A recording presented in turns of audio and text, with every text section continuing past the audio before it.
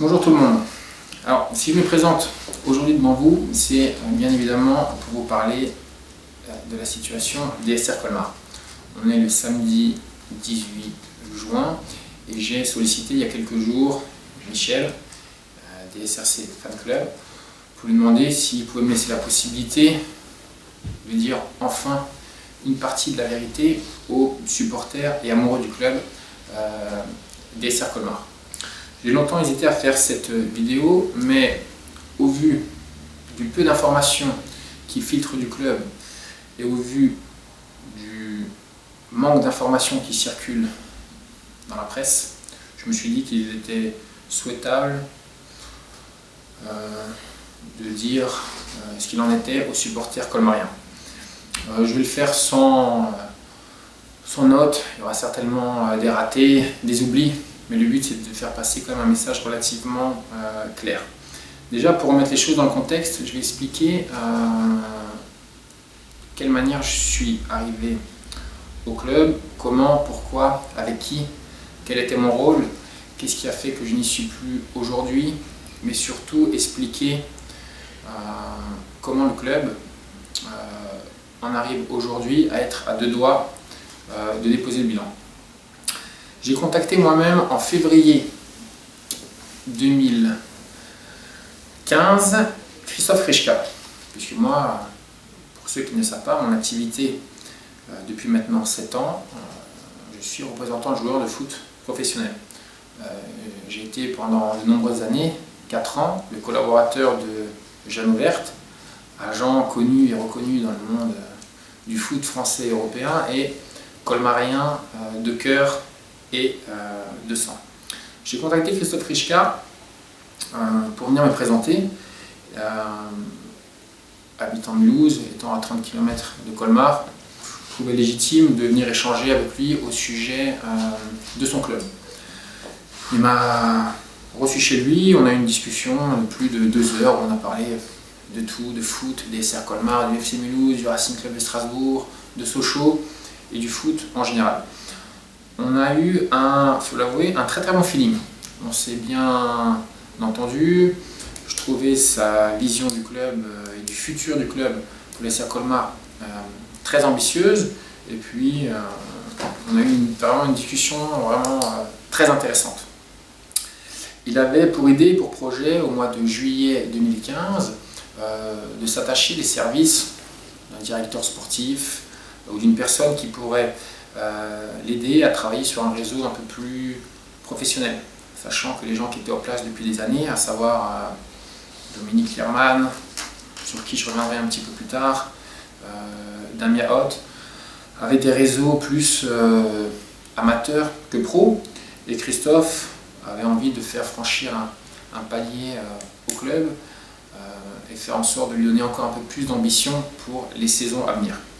Il avait été très clair depuis le départ que pour la saison 2015-2016, il souhaitait repartir avec le staff existant, à savoir Dédé Herman, Roby, Pape et Damien Hoth, pensant que Damien notamment serait l'homme de la situation pour la saison 2015-2016, et il avait encore à ce moment-là toute confiance en son coach.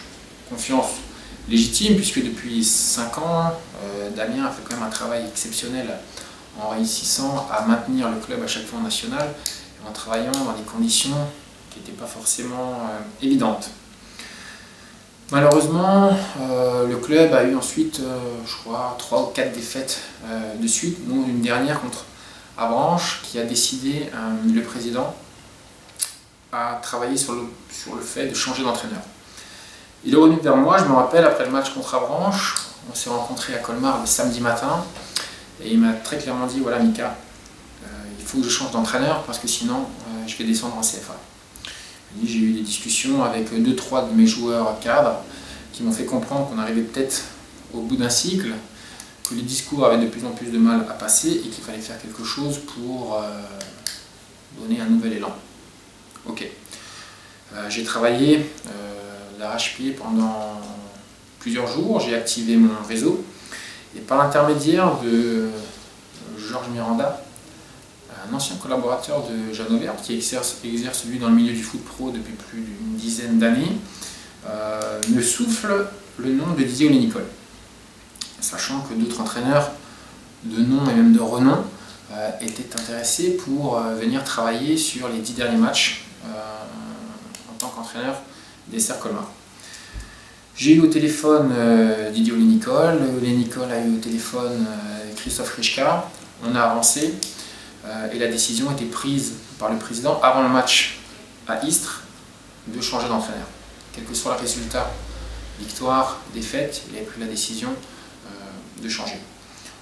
Au lendemain de la victoire à Istres, on tombe d'accord sur les derniers détails du contrat de Didier Olénicol qui arrive le dimanche 22 ou 23 mars en remplacement de Damien Hoth.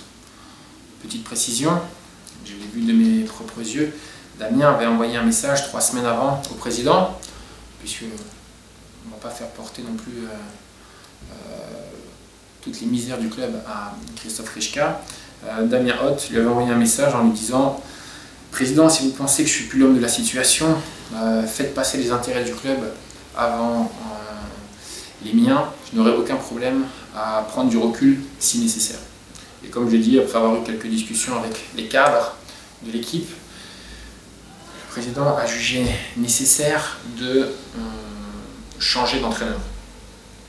Dans l'absolu, si on regarde les résultats quelques mois après, Didier Olénicol est arrivé, le club était premier non relégable avec 4 points d'avance sur le premier non relégable et ils ont terminé 9e ou 10e avec 14 ou 15 points d'avance sur le premier relégable en gagnant 5 des 6 derniers matchs et en amenant clairement une nouvelle dynamique au club. Une nouvelle dynamique par des méthodes de travail différentes, méthode de travail nouvelle dynamique, il est évident, avec une mise en place d'exigences de travail complètement différentes. On avait affaire désormais à un entraîneur issu du milieu pro et je pense que les joueurs l'ont compris. Et même tout l'environnement du club était relativement favorable, il me semble, à son arrivée, puisque quand on regarde la presse fin mai, tout le monde était élogieux sur ce qui était en train de se passer au SR Colmar. Le problème, c'est que son arrivée et la mienne, notre arrivée, a posé d'énormes problèmes aux historiques du club. Quand je dis historiques, c'est ceux qui sont là et qui donnent de leur temps, qui sont dévoués pour le club, sa personne le nie, notamment une personne, Jean-Louis Aigli, qui, depuis des années, soyons clairs, est le seul et unique décideur de ce qui se passe au SR Colmar. Décideur au niveau administratif, décideur au niveau des partenaires, décideur au niveau de l'homologation des contrats, décideur au niveau de la couleur des maillots, décideur au niveau de la couleur des filets, décideur à tous les niveaux. Ce qui, bien évidemment, dans un club qui est amené à gérer un budget de 2,3 millions d'euros, pose forcément un moment problème. Je reviendrai sur la partie administrative après, mais là l'idée c'est vraiment de vous expliquer et que vous puissiez comprendre dans un premier temps d'un point de vue sportif qu'est-ce qui a aussi amené le club dans cette situation-là, puisque à la fin de la saison 2015-2016, les résultats sont bien en dessous des espérances. Donc vous regarderez tout ça, on est au mois de mai 2015, tout va bien, le club est sauvé et on commence avec Didier Olénicol à travailler sur la saison à venir. Le but est de structurer le club dans son ensemble, non pas seulement l'équipe première, mais également, bien entendu, la partie formation. Puisque vous l'aurez certainement remarqué, Colmar est au niveau Ligue 1, Ligue 2 nationale, l'équipe qui a le moins de joueurs formés au club dans son effectif. Lors de la saison 2015-2016, un seul joueur a été formé au club, c'est Momo Karim, qui a été recherché par l'intermédiaire de Pape Dieye à Saint-Louis. Donc on travaille avec Didier Olénicol sur un nouveau projet club dans son intégralité, et à ce titre-là, on souhaite nommer un directeur de la formation. L'idée c'était de prendre quelqu'un du secteur, et puis il n'y en avait pas forcément 10 sous la main. Il y en avait 2 qu'on avait ciblés, que j'avais ciblés, puisque je connais bien le secteur. Le premier c'est Youssouf Arslan. Je vais parler de ce cas-là parce que c'est un petit peu, et ça résume un peu l'état d'esprit des dirigeants actuels, et ça montre bien pourquoi le club n'a jamais réussi ces 5 dernières années à évoluer. Je rencontre Youssouf Arslan avec Didier Nicole. On est à peu près, on est début mai. Je le rencontre et il faut à peu près 10 minutes à Didier Nicole pour interrompre nos conversations avec Youssouf et lui dire: Youssouf, tu vas être le directeur de la formation des SR Colmar, puisque je suis tout simplement bluffé par ton discours et je me suis renseigné sur toi. Je pense que tu as la carrure, la stature et surtout les compétences pour devenir un très très bon directeur de la formation en charge de l'équipe réserve. Le deuxième candidat était Hakim Aïbech, qu'on avait aussi rencontré, avec qui ça s'était très très bien passé, mais le choix numéro 1 du coach s'était porté sur Youssouf Arslan. Pour ceux qui ne le connaissent pas, l'entraîneur historique de l'US Wittenheim, qui a pris le club en D2 et qui l'a fait monter en division d'honneur. Technicien connu et reconnu par tous, et j'ai envie de dire même au-delà de nos régions, et c'est quelqu'un qui avait envie de donner de son temps pour le projet SR Colmar. J'en ai fait part à Christophe Krischka, qui était enchanté, qui n'avait aucun a priori, mais malheureusement, le lendemain, j'ai croisé Jean-Louis Yegli dans les couloirs du club, qui m'a arrêté, qui m'a dit: Mika, je voulais juste te dire quelque chose, moi je suis contre la venue de Youssouf Arslan, je ne veux pas de ça dans mon club. Je n'ai pas forcément compris, j'ai dit: quand tu ne veux pas de ça, ça veut dire quoi? Je ne veux pas de mec comme ça. Donc j'ai eu un peu de mal à comprendre ce que ça voulait dire, et en creusant un tout petit peu, il m'a expliqué qu'il ne souhaitait pas avoir à l'intérieur du club des gens qui prônent une mouvance religieuse musulmane au sein du club. Voilà. C'était un petit peu difficile à entendre, délicat à entendre, mais ça a été ses propos. Alors je lui ai très clairement expliqué que Youssouf Arslan, je ne savais pas s'il était juif, protestant, chrétien ou musulman, mais nous ce qui nous intéressait, c'était d'avoir un très très bon technicien à la tête de la formation colmarienne. Devant son refus, j'ai dû faire intervenir Christophe Krischka. Malheureusement, comme je vous l'ai dit, aujourd'hui c'est Jean-Louis Yegli qui décide de tout dans le club, et un travail de sape et de sabotage a été fait pour rendre la venue de Youssouf Arslan très très difficile. Et étant donné que c'est un garçon très intelligent, il a compris qu'il n'était pas le bienvenu au SR Colmar, non pas en tant que technicien, mais à cause malheureusement de ses origines et de ses croyances religieuses. Chose qui, vous pensez bien, a posé un énorme problème et à moi et à Didier Nicole, mais je veux dire, ce n'est qu'une parenthèse par rapport à tout ce qui s'est passé tout au long de la saison. Deuxième couac dans la foulée, quelques jours après, je rencontre Jonathan Geiger, que certainement tous les colmariens connaissent, ou tous les passionnés de foot connaissent. Il est un ancien joueur professionnel de Metz, du Havre et ancien joueur de Fribourg qui est venu s'installer et rejoindre sa femme à Andolsheim. Aubaine pour le club, il sollicite Christophe Krischka et lui propose de venir donner un coup de main au SR Colmar, étant donné qu'il serait dans le secteur et qu'il avait envie de rester en contact avec le monde professionnel. Bien évidemment, dans la foulée, on le rencontre avec Didier Nicole.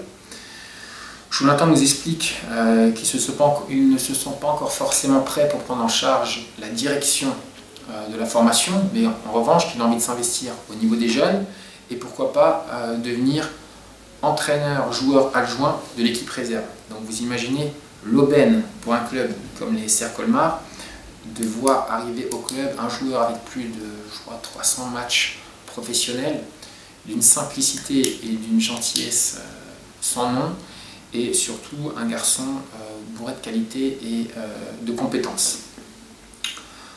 Bien évidemment avec Didier, on lui dit: écoute Jonathan, aucun problème. Maintenant, on est un petit club de national avec un budget limité, et il était très clair là-dessus. Il a dit, moi, la seule chose que je demande, c'est que Didier soit mon référent pour le passage de mes diplômes d'entraîneur. Je ne demande pas d'indemnité, je ne demande pas de salaire. Ce que je veux, c'est pouvoir prendre en charge, comme je l'ai fait à Amnéville, pourquoi pas la section sport-études, prendre en charge une équipe de jeunes et donner un coup de main pour l'équipe réserve. Bien évidemment, on lui a dit que si c'était possible, on allait faire en sorte de faire tout ça, puisque je le répète, c'était une chance exceptionnelle pour le club. Bien évidemment, ça a posé problème à une seule personne, toujours la même, Jean-Louis Yegli. J'ai rencontré avec Jonathan Jéguer, donc là, l'avantage qu'il y a, c'est que tout ce que je vous dis est vérifiable par les personnes en question, Youssouf Arslan, Jonathan Jéguer et toutes les personnes que je vais citer durant mon intervention. Je rencontre Jean-Louis Yegli avec Jonathan Jéguer. Et là, pour ceux qui sont dans leur ordi, je vous demande un tout petit peu de monter le son parce que je pense que ça va vous paraître incroyable ce que je vais dire. Vous allez faire un retour en arrière pour écouter à plusieurs fois ce que je vais dire. On l'a rencontré et Jean-Louis Yegli a proposé à Jonathan Jéguer de devenir l'adjoint de la responsable de la section féminine.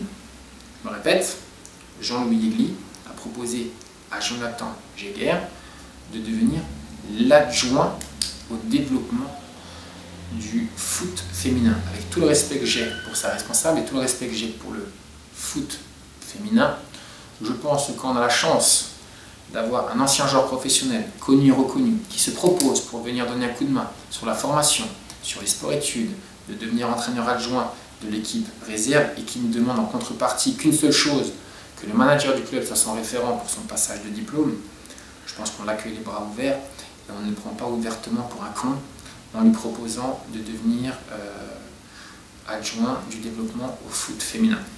Jonathan, étant donné que c'est un garçon très intelligent et très poli, a dit mais écoutez monsieur Yegli, je vais y réfléchir et puis je vais revenir vers vous. On est sorti, Jonathan m'a dit écoutez, je vous souhaite énormément de courage parce que là le mec que j'ai rencontré, qui est en face de vous, je pense qu'il va vous mettre d'énormes bâtons dans les roues et vous ne pourrez pas mettre en place le projet que vous voulez faire. Non pas qu'il était devin sur le coup, puisque nous on commençait à le comprendre, mais c'est effectivement ce qui s'est passé. Pour sortir de la réunion, j'ai appelé Christophe Krichka pour lui faire part de notre entretien. Il m'a dit c'est tout simplement scandaleux, je ne comprends pas, je vais tout de suite appeler Jean-Louis pour lui expliquer que c'est pas normal. Vous pensez bien, et je vous le répète, étant donné que Jean-Louis Yegli est décideur de tout, Jonathan Jéguer n'a pas pu venir au club puisque Jean-Louis Yegli en avait décidé autrement. Il préférait laisser en place au sein de la section sport-études des gens de qui il est relativement proche, d'où mon intervention au mois d'octobre dans la presse quand j'ai parlé de copinage. On y est totalement. On a laissé passer Youssouf Arslan, on a laissé passer Jonathan Jéguer. On a décidé ensuite par la suite avec Didier de se dire bon, puisqu'on ne peut pas travailler sur le développement de la formation, on va déjà se focaliser sur la constitution d'équipe pour l'année prochaine. À ce titre-là, très tôt dans la saison, au retour du match de Marseille-Consola, la semaine avant le match de Marseille-Consola, on a rencontré l'intégralité des joueurs, dont le premier bien évidemment qu'on a rencontré, Abdou Diawara, capitaine historique du club, personne appréciée de tous, par le vestiaire, par les joueurs, par les entraîneurs et par l'ensemble des partenaires. Bien évidemment, lorsqu'on a reçu Abdou, Didier Olé-Nicole et moi, nous avons dit, Didier, puisque c'est Didier qui s'occupe de la partie sportive et technique, Didier lui fait savoir que bien évidemment, il compte sur lui la saison prochaine. En étant très transparent, en disant attention Abdou, tu vas peut-être pas faire 30 matchs titulaires, mais je compte sur toi et j'ai besoin de toi pour me tenir le vestiaire, pour être le meneur d'hommes que tu es maintenant depuis quelques années. Abdou est ravi de la proposition et est le premier à nous donner l'accord pour la saison 2015-2016. Ce qui était une bonne nouvelle pour tout le monde. Au retour du match de Marseille-Consola, on rencontre Jean-Louis Yegli. Vous savez comment ça se passe pour la constitution du budget et pour savoir quelle est l'enveloppe qui est mise à disposition du sportif. Jean-Louis Yegli vient avec un tableau Excel, me dit voilà, sur la saison 2014-2015, on a utilisé tant et tant de masse salariale. Pour la saison 2015-2016, on veut utiliser exactement la même masse salariale. Mais au vu de la dynamique qui est en train de se passer, des retours de partenaires, des échos qu'on a de la région, vous pouvez envisager très sereinement, qui s'adresse face à face à Didier Olé-Nicole et à moi, en lui disant on peut envisager une petite rallonge entre 10 et 15%. Super. Avec Didier, on se dit la masse salariale est déjà relativement importante, correcte, de quoi constituer une belle équipe. Et si on a en plus 10 à 15% de masse salariale en plus, on peut envisager de constituer une très très belle équipe. Lorsqu'on apprend cette bonne nouvelle, on prend tout de suite deux décisions. Quand je dis on, Didier prend tout de suite deux décisions. Il me dit je veux Jordan Gasser et je veux Momo Karim. Il faut les faire, ces deux jeunes Alsaciens qui représentent l'avenir. Jordan Gasser, doublure de Jordan Pierre-Charles, et Momo Karim qui peut jouer numéro 6, qui peut jouer dans l'axe.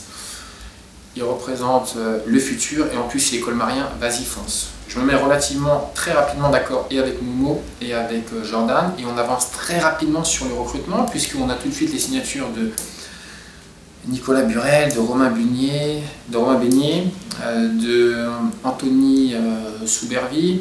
L'effectif se constitue relativement rapidement puisque le projet qu'on présente aux joueurs est relativement attractif.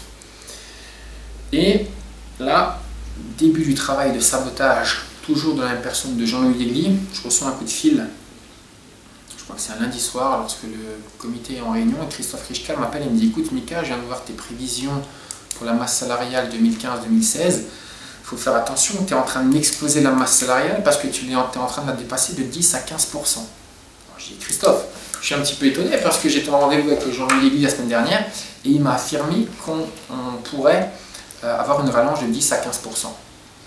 Christophe me dit, mais attends, je suis avec Jean-Louis, je vais lui poser la question. Et Jean-Louis dit, non, j'ai jamais dit ça, c'est faux. Alors, je suis un petit peu surpris, j'appelle Didier Olé-Nicole. Puis Didier, est-ce que tu as bien entendu comme moi? Il m'a dit, bien sûr Mika, on avait 10 à 15% en plus. Du coup, on provoque une réunion avec le comité directeur pour essayer, on va dire, de remettre les choses à plat et repartir sur de bonnes bases. Et lors de cette réunion, Jean-Louis Yegli confirme qu'il ne nous a jamais accordé de rallonge de 10 à 15%. Didier et moi, on tombe un peu des nues, on comprend qu'il y a clairement un souci et on commence à trouver ça très étrange. On est obligé de faire marche arrière sur plusieurs choses. Malheureusement, sur Abdou, on avait fait signer Romain Beignet, on avait fait signer Nicolas Burel et Momo Karim. L'idée c'était de se dire, soit on annulait les contrats de Jordan Gasser et de Momo Karim, et dans ce cas-là on pouvait garder Abdou, ou alors on faisait une proposition différente à Abdou, étant donné qu'il avait plus de 30 ans et 2 ans d'ancienneté au club, on avait la possibilité de le reclasser amateur et de profiter d'un système qui permettait aux joueurs pendant un an de toucher son chômage, donc de ne pas perdre d'argent par rapport à ses revenus de l'année précédente et de pouvoir continuer à vivre de sa passion et de jouer pour les CR Colmar, sachant qu'on lui assurait pour la saison 2016-2017 un contrat en national, un contrat fédéral ou même un contrat en Ligue 2 parce que c'était un petit peu l'ambition affichée d'essayer de monter en Ligue 2. On était obligé de faire marche arrière donc sur Abdou. Il nous a demandé un délai d'1 semaine de réflexion et à la vue de la proposition qu'il avait reçue du CA Bastia, un contrat professionnel, il a décliné notre offre et est parti. Alors j'ai lu sur les réseaux sociaux que c'est Olé-Nicole qui ne voulait plus, que c'est moi qui ne voulais plus. Voilà, non, c'est très simple. Bien évidemment, on voulait garder Abdou. Mais on va dire le sabotage organisé qui a été mis en place nous a contraints de faire marche arrière et je me voyais mal dire à Jordan Gasser ou à Momo Karim, désolé les gars, on va devoir annuler vos contrats. Sachant que le choix a été fait place aux jeunes en devenir plutôt qu'à Abdou, sachant que ça a été un crève-cœur et pour moi, et pour le coach, et pour l'ensemble des joueurs. Et c'est par moments, voilà, on a des fois des contraintes lorsqu'on monte un effectif. Donc ça a été, ça encore une fois, un coup dur pour le club. On a essayé, avec les moyens qui étaient mis à notre disposition, tant bien que mal, de monter un effectif qui, je pense, au vu, c'est pas moi qui le dis, mais c'est les techniciens un petit peu observateurs qui disent que l'effectif était de qualité. On a recruté sur la fin, le dernier qu'on a fait signer, c'est Nicolas Belvito, sachant qu'initialement il était prévu de faire signer Louis Daniel, mais qu'un différend entre son agent, qui est également l'agent de Jules Varsovie, sur une commission qui n'a jamais été payée par Jean-Louis Degli, malgré environ entre 50 et 70 relances faites par son agent.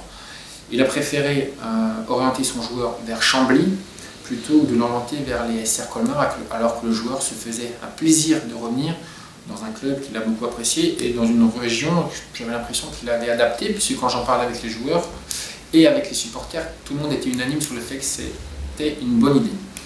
Pareil, une fois qu'on a eu le refus de Louis Daniel, on s'est orienté sur un autre profil, Frédéric Marquez, qui était laissé libre par le Racing Club de Strasbourg et qui envisageait pourquoi pas de revenir au SR Colmar.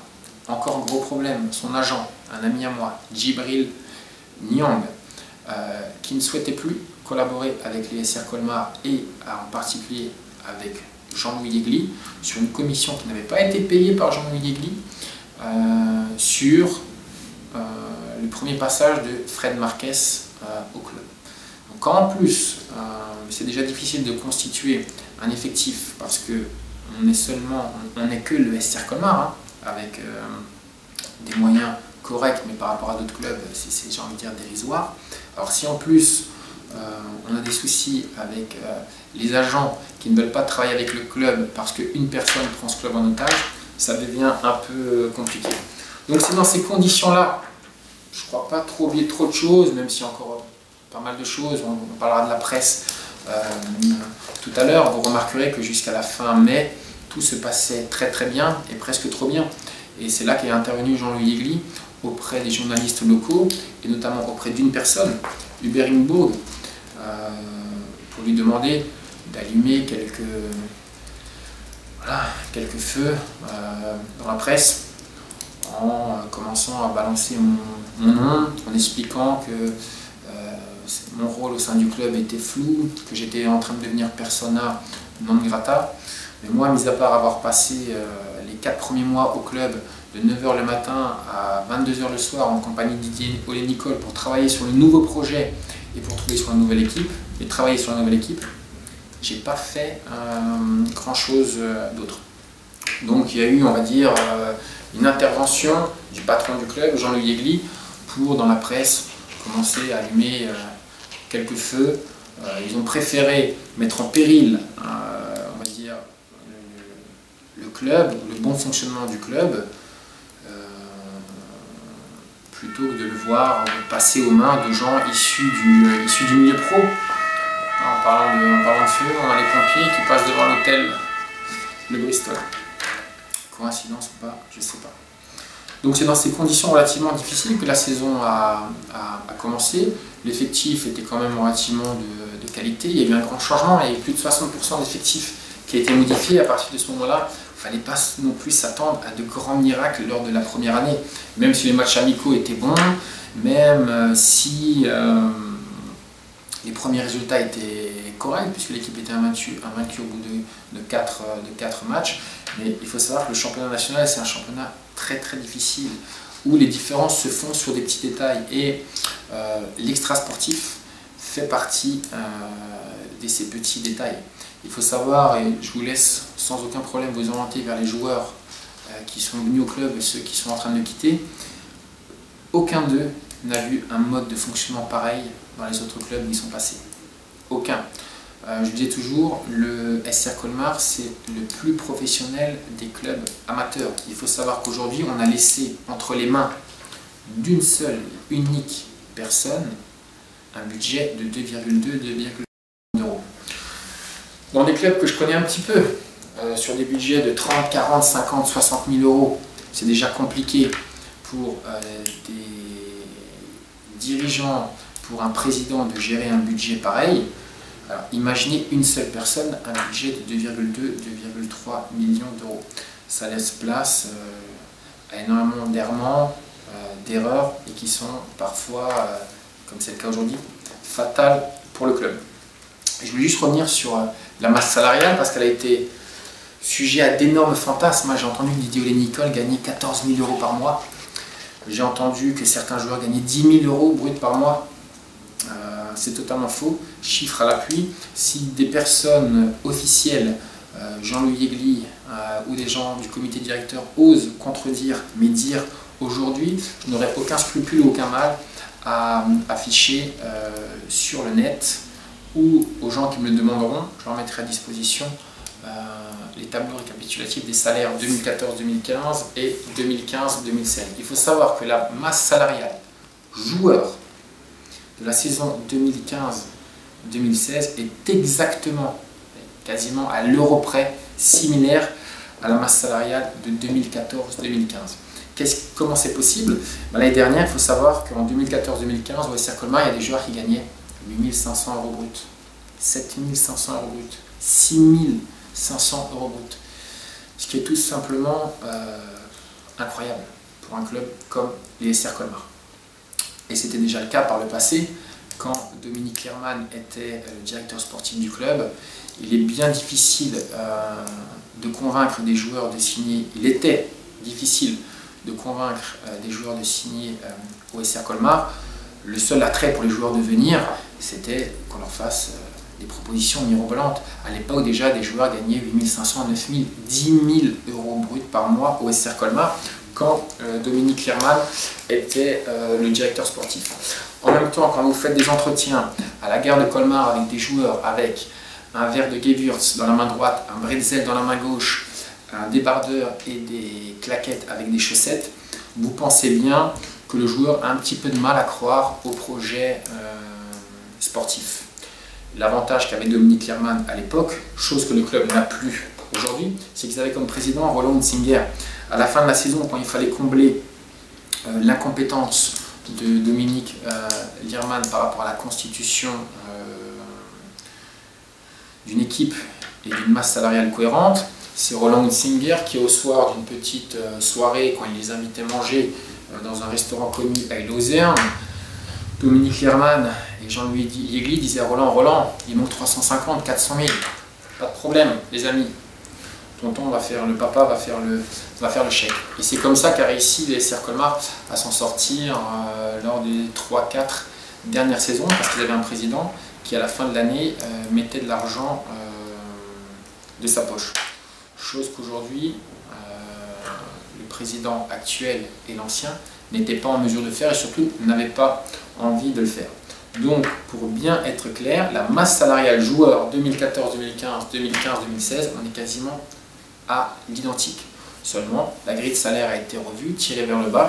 Je tiens aussi à remercier les joueurs qui nous ont rejoints. Il faut savoir que l'intégralité des joueurs qui ont rejoint les SR Colmar ont accepté une baisse de salaire par rapport aux joueurs qui étaient à Boulogne, qui étaient à Amiens, qui étaient à Mulhouse, qui étaient au Red Star. Tout le monde est venu jouer au SR Colmar en faisant des sacrifices financiers parce qu'ils étaient convaincus par le projet qui leur avait été présenté par Didier Olénicol. Ça, c'est un élément important. La masse salariale du staff était un tout petit peu plus importante puisque l'année dernière, le club fonctionnait avec Damien Hoth, Dédé Herman à mi-temps, Pape Diaye qui faisait ça dans le cadre d'une formation et Roby. Donc ils étaient 2,5 à être salariés contre 4 cette année.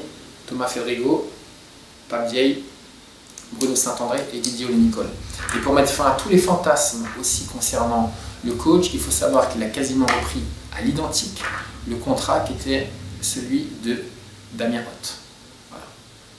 Vous avez bien entendu, le contrat de Didier Olénicol était quasiment quelques centaines d'euros près, le même que Damien Hoth.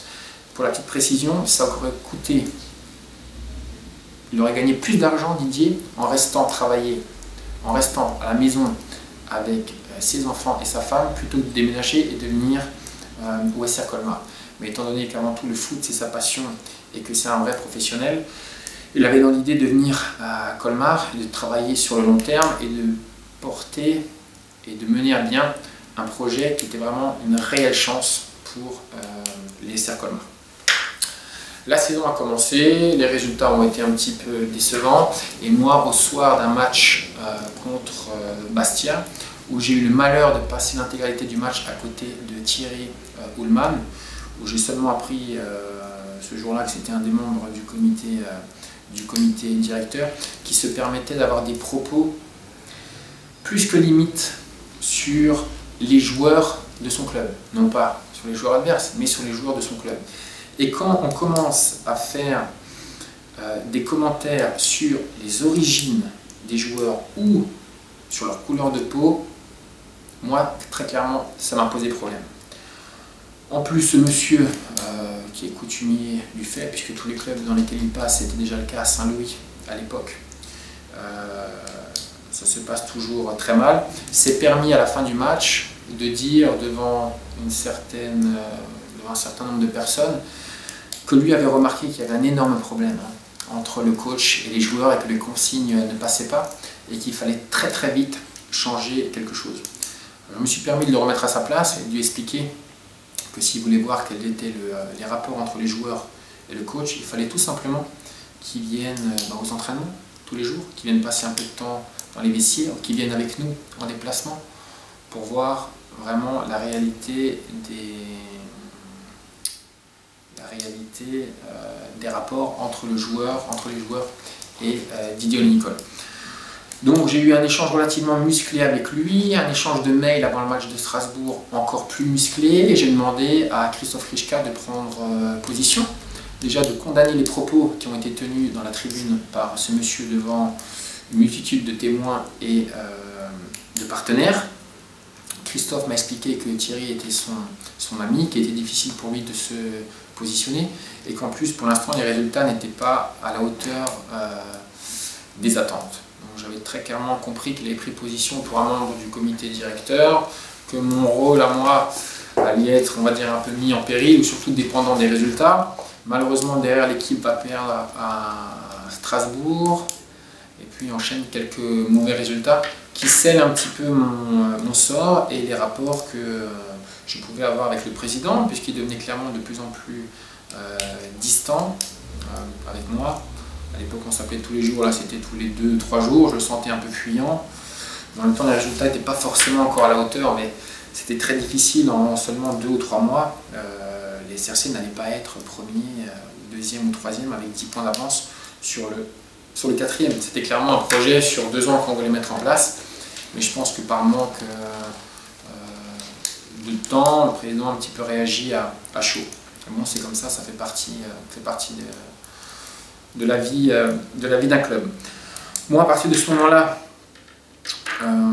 j'ai commencé à prendre un peu mes distances avec le club et j'ai très clairement, également, il faut aussi préciser que lors de la pré-saison, j'avais proposé au club de mettre en place une structure commerciale dans le but de dynamiser la partie partenaire qui était entièrement gérée par Jean-Louis Aigli. Et Jean-Louis m'a très simplement interdit accès à tout document lié au partenariat et au mécénat. J'avais trouvé ça un petit peu louche, d'autant plus que ma demande partait d'un bon sentiment. Il faut savoir que les SR Colmar, Ligue 1, Ligue 2 nationale et CFA confondus, est le seul club en France à ne pas avoir d'employés administratifs. Ok, hein. Ligue 1, Ligue 2 nationale, CFA, Colmar est le seul club en France à ne pas avoir d'employés administratifs, ne serait-ce qu'une secrétaire à mi-temps, puisque je rappelle que l'intégralité des décisions et des pouvoirs étaient recentrés autour d'un seul homme. Je suis allé voir au mois d'octobre la mairie de Colmar. On m'a organisé un rendez-vous avec Maurice Brouget, qui est l'adjoint au sport, à qui j'ai fait part de mon inquiétude concernant la gestion du club SR Colmar. Et je lui ai expliqué qu'à mon sens, il se passait des choses pas très claires en coulisses, et notamment au niveau du partenariat, des mécénats et de l'utilisation des fonds. Il a trouvé ma démarche un peu surprenante, mais je lui ai répété, attention, M. Brouget, si la mairie n'intervient pas dans le dossier, j'ai bien peur que lorsqu'on se recroise au mois de juin l'année prochaine, le club soit dans une situation catastrophique. Malheureusement, 8 mois plus tard, les propos me donnent un petit peu, enfin la situation me donne un petit peu raison. Et ma sortie dans la presse, où je faisais part de l'incompétence, et quand je dis incompétence, c'est l'impossibilité de Jean-Louis Aigli de gérer l'ensemble des services et l'ensemble du budget. Jean-Louis Aigli, pour moi, c'est un exceptionnel secrétaire général. C'est quelqu'un de compétent, de dévoué, qui connaît très bien toute la partie contrat des joueurs, licence, homologation, etc. etc. Homologation, on va parler de Yacine Abdesaki. Il ferait un très très bon secrétaire général de club. Mais là, malheureusement, il fait tout. Et quand on veut tout faire, il nous arrive de faire les choses mal. Preuve, ce qui s'est passé à Béziers. Il faut savoir que l'unique et seul responsable des 3 points perdus à Béziers, c'est Jean-Louis Aigli. Mais en même temps, quand à 14 h, tu dois réserver le bus pour l'après-match, les sandwichs pour l'après-match, que tu dois réserver le retour, que tu dois gérer les billets partenaires, que tu dois gérer les billets extérieurs, forcément à un moment il y a un oubli. Mais le seul problème, c'est quand l'oubli, c'est de mettre sur la feuille de match Youssouf Touré et que tu perds tes 3 points sur tapis vert. Effectivement, là, ça pose un réel problème au club. Donc je pense que la partie de Béziers a été, les 3 points perdus à Béziers ont été un premier, je veux dire, tournant dans la saison du club. Vous pensez bien que quand vous êtes joueur et qu'on vous apprend que vous perdez d'un coup 5 points au classement, c'est difficile le lundi matin de retourner à l'entraînement et de se motiver et d'envisager la suite sereinement. Je parlais d'homologation, on va juste revenir sur le dossier et le cas Yacine Abdesaki. Lorsque Abdou Diawara nous fait part de sa décision de partir des SR Colmar pour aller à Bastia, je me retourne vers Sam Nordine, l'agent d'Hicham Ben Kaïd et l'agent de Yacine Abdesaki. Je leur fais part du projet et moi je propose à Didier de faire signer Yacine parce qu'il aurait pu nous amener son expérience, sa connaissance du milieu pro. Quand je l'ai rencontré, il était affûté comme jamais, il était ambitieux, il était motivé. Et lors de son entretien téléphonique avec Didier, ils sont tout de suite sur la même longueur d'onde et puis on était d'accord pour avancer ensemble. Là aussi, une seule personne était contre la venue de Yacine Abdesaki, Jean-Louis Aigli. Pourquoi? Très certainement, au même titre que Jonathan Giguère, au même titre que d'autres joueurs par le passé, je pense que les gens issus du milieu pro, ou du moins qui ont réussi dans le milieu professionnel, je pense que ça lui pose problème. Il faut savoir que Yacine est arrivé le 26 juin et tous les jours, Jean-Louis Aigli lui disait « Oui, c'est bon, je m'occupe de ta licence, tu vas la recevoir la semaine prochaine. Oui, c'est bon, tu vas la recevoir la semaine prochaine. Oui, c'est bon, tu vas la recevoir la semaine prochaine. » Vous pensez bien que le joueur, au bout d'un moment, il se demande si on ne le prend pas pour un con. Les autres joueurs autour se demandent « Mince, qu'est-ce qui se passe? Pourquoi la licence de Yacine n'arrive pas ?» Je tiens à remercier Yacine d'avoir réussi à contenir, on va dire, son calme face à une situation mais juste incroyable. Et à un moment, Sam Nordine a pris le dossier en main et a réglé l'affaire en 36 heures. Non pas en 36 jours, en 36 heures. Il a passé un coup de fil à la fédération allemande, il a passé un coup de fil à la fédération française, il a envoyé 2 fax, un mail, et 36 heures après, Yacine avait sa licence. Puisque bien évidemment, lorsqu'il a contacté la fédération allemande, personne des SR Colmar, encore moins Jean-Louis Aigli, ne les avait contactés pour essayer de régler le dossier. Donc là, je ne sais pas comment on peut interpréter ça, mais quand je parle de sabotage, j'ai vraiment l'impression qu'on est dans le vrai. Donc Jonathan Geiger, Youssouf Arslan, Yacine Abdessaki, l'histoire des 10%, 15% de masse salariale en moins. L'orientation de la presse pour commencer à mettre, on va dire, en péril le projet. Toutes ces petites choses-là font à un moment que ça devient très compliqué et que l'ambiance générale, il ne faut pas croire, hein, les joueurs sentent ce qui est en train de se passer. Quand on voit la sortie du président à mon encontre, alors que je viens de passer 6 mois, H24, avec les joueurs, à créer des liens de travail, des liens d'amitié avec le staff, avec Didier, avec Pape, avec l'ensemble des joueurs, et que vous voyez un président qui 2 mois avant dit que je suis une chance pour le club et que je suis compétent et que le travail que je fais est vraiment exceptionnel, et que vous voyez que 2 mois après, il me traite de mythomane, affabulateur, il explique dans la presse que je lui ai dit avoir du réseau mais qu'on n'avait aucun joueur en prêt. Bien sûr, on n'avait aucun joueur en prêt, parce que si on veut faire signer un joueur 2 ans et le concerner sur un projet sur 2 ans, plutôt que d'avoir un joueur qui au mois de mars va déjà repenser au retour dans son club, on fait signer un joueur 2 ans. Mais ça aussi, il faut être un petit peu pro pour le comprendre. Et là, à ce niveau-là, Christophe Krichka ne l'était pas. Même si moi je fais toujours la part entre l'homme et le président. L'homme, c'est un très très bon chef d'entreprise. C'est même un mec qui est, j'ai envie de dire, attachant quand on le connaît. Mais dès qu'on est dans le milieu pro du foot, c'est un milieu qui rend complètement fou. Il était, à mon sens, pas du tout à la hauteur de l'événement ou de la mission qui était la sienne. C'était quelqu'un par rapport aux supporters, par rapport aux partenaires, de très méprisant, malheureusement. Il suffit de voir comment ont été traités les supporters. Et puis voilà, comme dit, il était là pour faire quelques sorties dans la presse, une fois avec le match contre le Racing, une fois contre Béziers. Il avait quand même à dos l'intégralité des présidents, la quasi-intégralité des présidents de club à travers ses sorties hasardeuses dans la presse.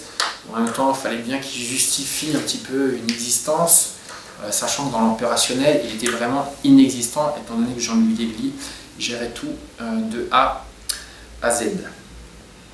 Je pense avoir repris pas mal de points qui peuvent vous faire un petit peu comprendre l'ambiance générale dans laquelle a été préparée cette saison. Maintenant, pour revenir à la partie administrative, qu'est-ce qui s'est passé? Tout simplement, je pense que Jean-Louis Degli a été victime de ce qu'on appelle une phobie administrative.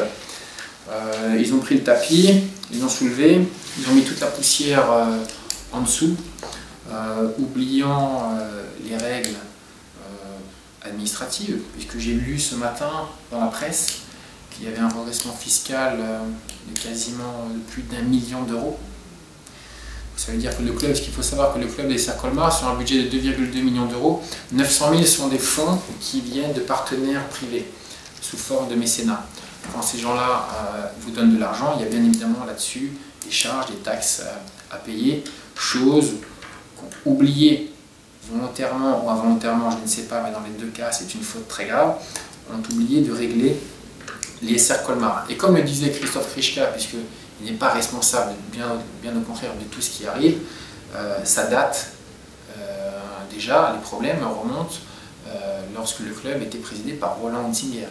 Donc je veux dire, il y a déjà eu une défaillance qui dure depuis des années. Le coup près est tombé cette année. J'ai envie de dire, de toute façon, à un moment, il est tombé. Heureusement que la saison presse sportive n'a pas été exceptionnelle, parce que si le club avait été sur le point de monter en Ligue 2, le résultat aurait été le même.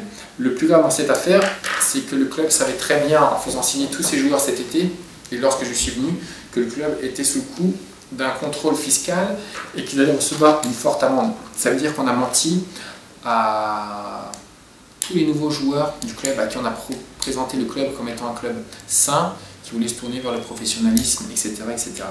On a menti à Thibaut Jacques, on a menti à Anthony Soubervi, on a menti à Belvito, et presque moi je suis dans l'obligation aujourd'hui, même si je leur ai déjà dit, de m'excuser par rapport à ces joueurs à qui j'ai fait croire qu'ils allaient mettre les pieds dans un club porté vers le professionnalisme, qui allait tout mettre en œuvre pour faire grandir ce club. Or c'est faux, on avait juste des dirigeants et un comité vieillissant qui ne supportent pas de voir arriver des têtes nouvelles, qui plus est quand elles sont pleines d'ambition, comme c'est le cas avec Didier Olley-Nicole, comme c'était le cas avec moi. Donc ces gens, il faut bien que vous compreniez qu'ils ont tout fait pour saboter le projet que nous avions décidé de mettre en place avec et le président et avec Didier Olley-Nicole. Aujourd'hui, la sanction est tombée, le club va repartir très certainement en division d'honneur. Je me répète, je vous renvoie aux articles de Jeannot Verte du mois de mai 2011 où il était intervenu. Ne l'oubliez pas, au début de la saison 2010-2011, le club des Serres Colmar a effectué le pire départ d'une équipe en nationale depuis l'histoire de la création du championnat national. Je crois qu'après 18 matchs, ils avaient peut-être 9 ou 10 points. Et c'est Jeannot Verte qui est intervenu personnellement, quand je dis personnellement, en investissant son propre argent, en le mettant à disposition du club.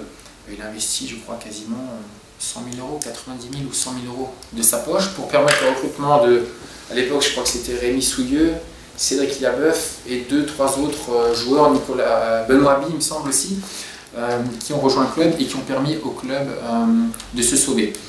Déjà à l'époque, relisez l'article, le président Hunsinger avait fait part de sa volonté à Jeannot de le voir rejoindre le club et de structurer le club, et pourquoi pas envisager même de changer d'entraîneur en cours de saison. J'étais là dans la voiture, je me rappelle très bien, c'était un lundi après-midi avec Jeannot. Le président Hunsinger a appelé, a dit: Jeannot, j'ai réfléchi à votre proposition, ok, on va changer d'entraîneur et j'ai besoin de vous pour structurer le club et en faire un vrai club de national. Il a dit: je vais annoncer ça au comité ce soir. Le mardi matin, j'étais à nouveau dans la voiture avec Jeannot. Roland Hunsinger rappelle et dit: écoute Jeannot, je suis désolé, on ne va pas changer d'entraîneur et je ne peux pas te laisser venir au club parce que Jean-Louis Aigli a mis dans la balance sa démission.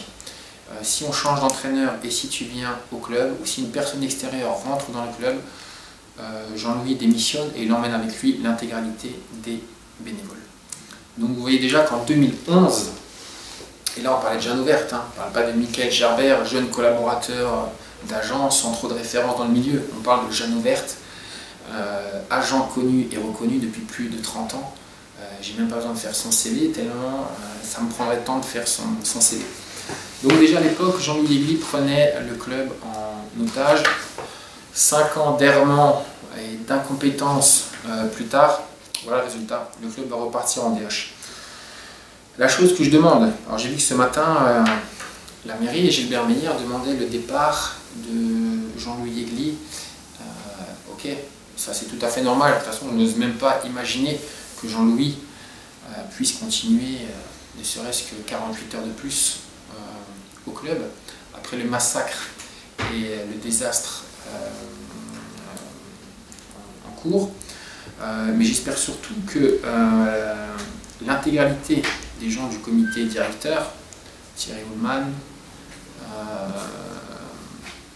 François Catin qu'on annonce comme le futur sauveur du club, moi je veux bien, mais il me semble qu'il est là depuis le début, il me semble qu'il est là et qu'il est au courant de la situation depuis le départ. Il faut savoir que ce monsieur, je ne l'ai jamais rencontré, comme je n'ai jamais rencontré avec Didier Olley-Nicole, le maire, les représentants de la mairie, puisque là encore, on avait en face de nous Jean-Louis Aigli qui nous disait non, non, c'est pas le moment de les rencontrer, et puis la mairie, les rapports ne sont pas bons, c'est des envieux, c'est des jaloux, c'est inutile de les rencontrer.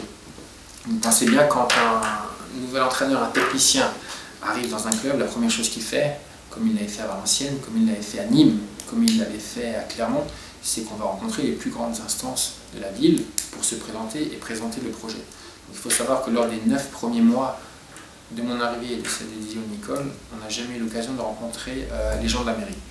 Donc tout ça pour dire, j'espère tout simplement maintenant que Jean-Louis Aigli, que les gens du comité directeur, mais également du comité de l'association, vont prendre les clés, vont les déposer sur le bar et dire merci, au revoir. Qu'ils se retrouvent où ils veulent pour aller jouer au tennis, pour aller jouer au golf, pour aller jouer aux cartes, pour aller faire un laser game, ce qu'ils veulent, mais qu'ils s'en aillent très très loin du club DSR Colmar, puisque c'est ces gens-là qui aujourd'hui sont à l'origine du dépôt de bilan. Je crois avoir fait le tour. J'ai dû oublier certainement 2-3 choses, mais qui ne sont que des anecdotes par rapport à la situation critique du club. Je vois que l'élan commence un peu à se délier. J'espère que certains autres joueurs auront l'occasion, une fois que le dépôt de bilan sera signifié, de donner leur impression. Je réfléchis à haute voix sur ce que j'aurais pu oublier, mais on y est quasiment. Je pense que le message est passé. Je vais juste revenir très rapidement sur le bilan sportif. Certes, il n'est absolument pas à la hauteur, mais il ne faut pas oublier qu'avec 5 points de plus, à savoir 42 points, aujourd'hui le club aurait pu repartir en national, aurait subi une rétrogradation administrative qui l'aurait emmené à la limite en CFA, et là je pense qu'il aurait été possible de concerner énormément de gens, des chefs d'entreprise ou des gens qui auront eu envie de s'investir au sein des DSR Colmar. Aujourd'hui la situation étant tellement critique, je ne vois pas qui pourrait venir et investir de son temps et de son argent dans un club qui va être en division d'honneur. Peut-être que la ville a une solution pour éponger une partie des dettes, mais ça me semble compliqué. Donc voilà, comme dit, pour revenir sur le bilan sportif, on est une équipe aujourd'hui qui a 42 points, qui sportivement aurait mérité de se maintenir, qui aurait pu faire bien mieux si elle avait travaillé dans de bien meilleures conditions. Mais le deal, c'était pas de monter dès la première année. Vous savez, quand vous commencez le championnat, vous avez 18 équipes qui ont toutes envie de monter, qui se donnent les ambitions et les moyens d'essayer de monter. Ça se joue sur des petits détails. Et aujourd'hui, tout n'était absolument pas réuni au SR Colmar pour pouvoir faire une saison digne de ce nom. Mais je trouve que les joueurs ont été dignes, ont été fiers, n'ont jamais lâché. Quand je vois l'investissement quotidien des joueurs et du staff, Didier, Bruno, Pape et Thomas, ils ont été exemplaires, ils n'ont rien lâché, parce que je peux vous dire dans les conditions dans lesquelles ils ont travaillé, entre les sorties hasardeuses du président, entre les moins 2 points de la DNCG, les moins 3 points de Béziers, la démission du président, ça a forcément un impact sur le moral des troupes. Et malgré ça, ils ont su garder la tête haute et terminer la saison avec 42 points. Moi j'ai entendu que Belfort a fait une saison exceptionnelle. Belfort, ils ont terminé avec 41 points. Aujourd'hui, Colmar a terminé avec 42 points, aurait pu se sauver. Certes, ce n'est pas des ambitions, le résultat des ambitions qui était affiché, mais ça reste pour une première année correcte. Pour preuve, il reste 16 joueurs sous contrat. Ça prouve bien que l'idée c'était de travailler sur le long terme. Si on avait pu travailler tranquillement, on aurait eu de quoi préparer cette saison sans aucun problème, en avance par rapport à beaucoup d'autres clubs, puisque la majorité des cadres étaient encore sous contrat pour l'année à venir.